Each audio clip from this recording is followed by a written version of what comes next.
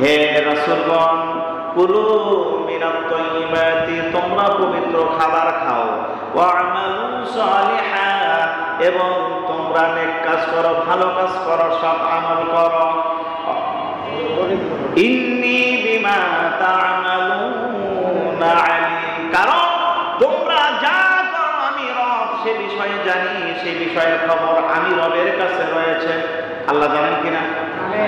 আল্লাহ রাব্বুল আলামিন প্রথম খাবারের কথা বললেন, এরপরে ভালো কাজের কথা বললেন। কারণটা কি বুঝে আসলো না?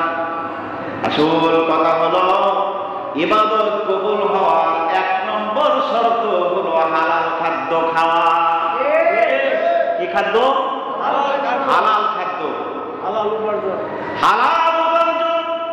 হালাল খাদ্য খেয়ে যারা তার রবের ইবাদত করবে, কারণ আল্লাহ রাব্বুল আলামিন নিজেও পবিত্র, তিনি পবিত্রতা ছাড়া কোনো কিছু গ্রহণ করেন না, তিনি অপবিত্রকে গ্রহণ করেন না, তিনি নিজে পবিত্র, পবিত্র জিনিসই তিনি গ্রহণ করেন, পছন্দ করেন। আল্লাহ বললেন ইন্নী বিমা তা'মালুনা আলীম, তোমরা যা করো সে বিষয়ে আমি রব সব কিছু জানি।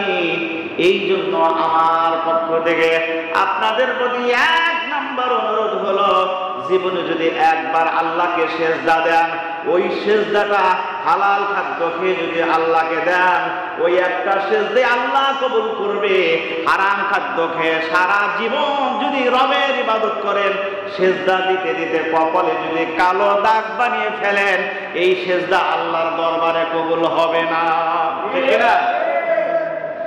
সম্মানিত প্রিয় ভাই, আল্লাহ রাব্বুল আলামিন আমাদেরকে এত সুন্দর করে বারবার বলতেছেন, অকুলু ওয়াশরাবু হালালান তাইয়্যিবা, ও বান্দা তোমরা ভক্ষণ করো, হালাল খাদ্য খাও, পবিত্রতম খাদ্য খাও। কারণ হারাম খাদ্য খেয়ে কেউ যদি আল্লাহর ইবাদত করে, তার ইবাদত আমি আল্লাহ তাআলা কখনোই কবুল করব না। 1 নম্বর শ্রমিকের মর্যাদার ব্যাপারে হযরত মুহাম্মদ সাল্লাল্লাহু আলাইহি ওয়াসাল্লাম বলেন, শ্রমিকের মর্যাদা দিতে গিয়ে বলতেছেন, লা ইয়াদখুলুল জান্নাতা সাইয়্যুল মালাকা। আল্লাহ নবী বলেন, ওই মানুষটা কোনদিন জান্নাতে যাইতে পারবে না যেই মানুষটা শ্রমিকদের উপরে জুলুম করবে। যারা শ্রমিকদের উপরে কি করবে? জুলুম করবে। যারা শ্রমিকের যে অধিকার আছে, তার প্রাপ্য অধিকার তাকে বুঝিয়ে না দিবে, সে জান্নাতে যাইতে পারবে না।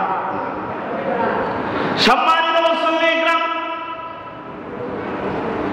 শ্রমিকের মর্যাদার ব্যাপারে হযরত মুহাম্মদ সাল্লাল্লাহু আলাইহি ওয়াসাল্লাম আরো সামনে গিয়ে বলতেছেন, একজন শ্রমিকের গায়ের ঘাম শুকানোর আগেই তার পারিশ্রমিক তাকে দিয়ে দিতে হবে।